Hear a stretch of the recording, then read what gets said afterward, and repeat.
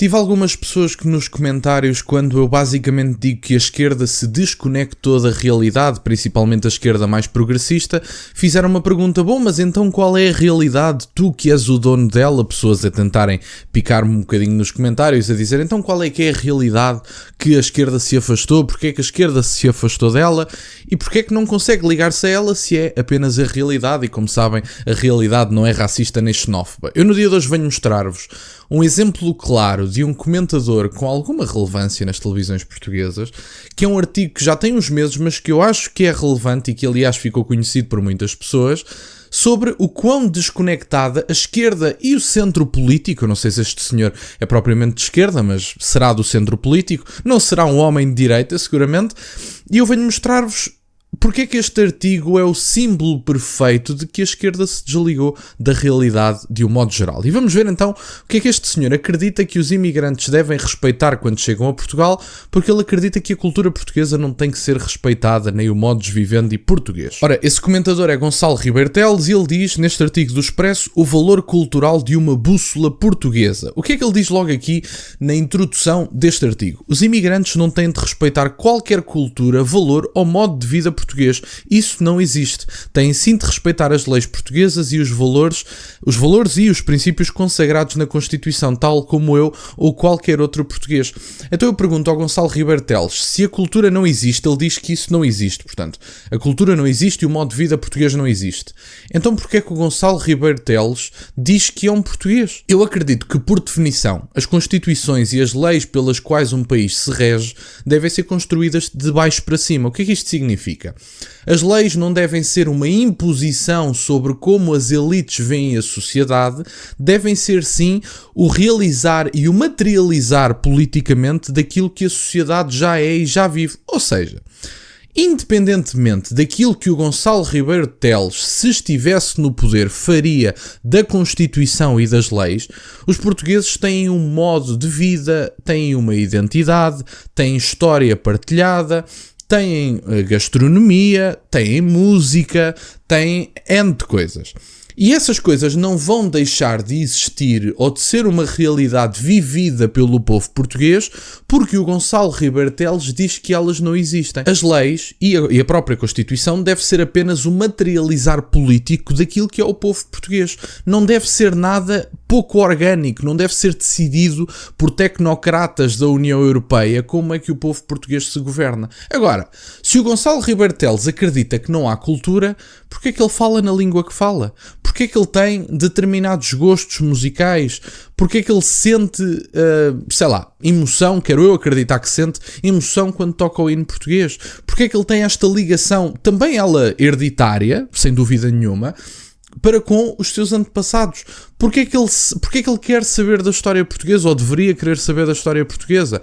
São várias perguntas que ele tem que fazer, porque isto são partes que caracterizam a nossa identidade, tanto do ponto de vista hereditário, que obviamente que há um papel que é hereditário até de um ponto de vista mais biológico, ninguém diz que não, obviamente, herda-se a nacionalidade, ninguém diz que não, mas não é só isso, também é isso, mas não é só isso, não pode ser só isso, há mais do que isso, há a cultura, a língua, a história, etc. Se não há nada que identifique o Gonçalo Ribeiro Teles em relação a outros povos, porque é que ele é português? Porque é que ele escolheu ser português, não é? Porque então é uma questão de escolha. Se não há nada que nos identifique, que nos diferencie, que nos torne um povo único, então é uma questão de escolha. Ele pode ser francês amanhã, porque não ser francês amanhã? Se não existe tal coisa como cultura portuguesa, caramba, vá ser francês, vá ser italiano, porquê português? Porquê é que ele escolheu ser português? Não sei, é curioso, dá que pensar. Vou apenas ler estes 2 parágrafos para o vídeo não ficar muito longo. Quem quiser consultar este artigo miserável na íntegra vai ter o link na descrição, estejam à vontade para consultar. Há qualquer coisa de estranho quando ouvimos o que ouvimos, vemos o que vemos, lemos o que lemos, sabemos o que sabemos e acabamos a ignorar o que ignoramos. Um político é ele e o seu contexto, e Portugal não é uma ilha. Num tempo de Trump, em que o imigrante não branco é o alvo a abater em nome de um movimento global de nacionalismo reacionário totalitário e que ameaça as democracias, mas também alguns valores fundacionais do século XX e XXI desta Europa de lideranças temerosas, há frases e explicações que são mais do mesmo na moleza e no salto para o abismo da social-democracia. O contexto importa. Não, os movimentos nacionalistas não são totalitários, estes em causa. Houve, efetivamente, movimentos nacionalistas totalitários no século XX, ninguém diz que não, são conhecidos por todos vós, isso é óbvio. O nacionalsocialismo era um movimento nacionalista totalitário, ninguém diz que não. Mas os movimentos nacionais populistas do dia de hoje não são totalitários. Aliás, pautam-se muito pela luta pela liberdade de expressão, que era uma luta que há uns anos atrás era muito cara à esquerda, mas que no dia de hoje tem uma audácia e uma arrogância do ponto de vista político, que não tem qualquer tipo de problema do ponto de vista das elites liberais, de implementar determinadas formas de censura a que chamam combate de discurso de ódio. Esta é a verdade. A liberdade de expressão pressupõe um fator muito importante. Ou vocês estão dispostos a dizer aquilo que querem e a ouvir aquilo que não querem, ou então a liberdade de expressão não significa nada. A liberdade de expressão tem que ser praticamente absoluta. Caramba, se eu utilizar a minha liberdade de expressão para dizer que o Gonçalo Ribeiro Teles é um criminoso, então essa liberdade de expressão tem que ser condicionada nesse aspecto, porque entramos no campo da difamação. Aí sim, sem dúvida nenhuma, eu não tenho que poder dizer isto de ânimo leve e não ser levado à justiça por isto, por difamação, sem dúvida nenhuma. Tudo o que não seja dentro deste campo e que alguém queira condicionar, estamos perante um tirano que não gosta de determinadas visões políticas.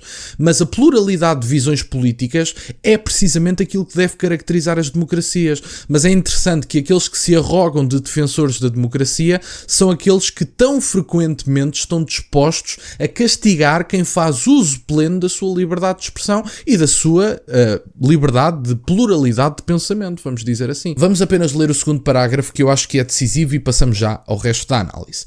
Não, os imigrantes não têm de respeitar qualquer cultura, valor ou modo de vida português. Isso não existe, e a maior semelhança a esse tipo de pensamento é o do tempo dos 3 Fs, ao qual julgo que o secretário-geral do PS não quererá ser associado. Têm sim de respeitar as leis portuguesas e todos os valores e princípios consagrados na Constituição, tal como eu ou qualquer outro português. Tudo o que vá para lá disto, dentro do quadro de respeito de valores sociais e jurídicos, é um acrescento para o país. Foi esta a sociedade que construímos e é na diversidade e no diálogo de culturas que ela mais sobressai e se distingue. Por mais que este ou aquele autarca pouco hábil possa estar preocupado com a política de percepções dos seus eleitores e a dificuldade que tem em separar a fantasia da realidade, é o líder político de determinado espaço democrático que cabe elucidá-lo. Como escreveu Pacheco Pereira, no mundo como está, precisamos de gente dura, fiel a determinados princípios e não de gente mole ou que fala grosso no fácil. Meus caros, aqui a questão eu acho que é muito simples e o Gonçalo Ribeiro Teles está, quer dizer, o dedo que ele aponta a determinados autarcas do Partido Socialista, e imagino que se refira, por exemplo, a Ricardo Leão de Loures, que é do Partido Socialista, e tem muitas vezes posicionamentos que não se coadunam com determinados princípios do Partido Socialista, ou pelo menos que dizem ser os princípios do Partido Socialista, há objetivamente um modo de vida português. Há objetivamente uma cultura portuguesa. E se o Gonçalo Ribeiro Teles não está disposto a assumi-lo, com toda a probabilidade quer a destruição do povo português, como é uma realidade histórica, cultural e hereditária, que ninguém tenha dúvidas nenhumas disso. Agora, esta conversa de o povo português tem um modo de vida e isso está relacionado com os 3 Fs, fala de futebol, Fátima e fado, portanto são os três Fs que ele se fala, fazendo uma referência ao Estado Novo. Não, preservar a identidade nacional não é próprio do Estado Novo. E diga-se de passagem, qualquer regime que não tenha uma preocupação direta com a preservação da identidade nacional é um regime que merece ser abatido. É tão simples como isso. Se há algum regime ou elites dominantes de um determinado regime que acreditam que a preservação de uma determinada cultura, a preservação de uma identidade nacional é apenas uma fantasia e que não tem qualquer tipo de ligação com a realidade, estamos perante um regime de traição nacional, que ninguém tenha dúvidas nenhumas disso. Há objetivamente identidades, traços históricos, culturais, linguísticos e até do ponto de vista da nossa comida, da nossa forma de estar, que caracteriza o povo português. E caracterizar o povo português e defender essa identidade não significa, obviamente, ódio a qualquer tipo de identidade diferente da nossa. Significa que, enquanto pessoa que acredita que as identidades nacionais são uma realidade empírica, essas identidades nacionais devem ser defendidas pelo regime, e isso efetivamente tem sido um dos problemas das democracias liberais, a incapacidade ou a falta de vontade de defender essas identidades, e eu acho que é mais a segunda. Isso não significa ódio a ninguém. A defesa da identidade portuguesa não é uma defesa movida por ódio a seja quem for, longe de mim. Não odeio identidade nenhuma e, aliás, até teria direito a isso, diga-se de passagem. Eu não tenho ódio para com povo nenhum. Agora, estou numa situação de autodefesa porque neste momento colocaram em causa a existência do povo português com a substituição populacional que estão a colocar em prática e com a destruição da identidade nacional. E lamento imenso, nenhum povo deve tolerar a sua substituição. Eu não tenho que ser substituído por um conjunto de pessoas do Indostão, da África do Sul, da América Latina. Não tenho que ser substituído na minha própria casa. Na minha, na nossa, dos portugueses. É tão simples como isso. Mas essa defesa é uma situação de autodefesa, não é de ataque, não é de expansionismo, não é de imperialismo, como alguns dizem.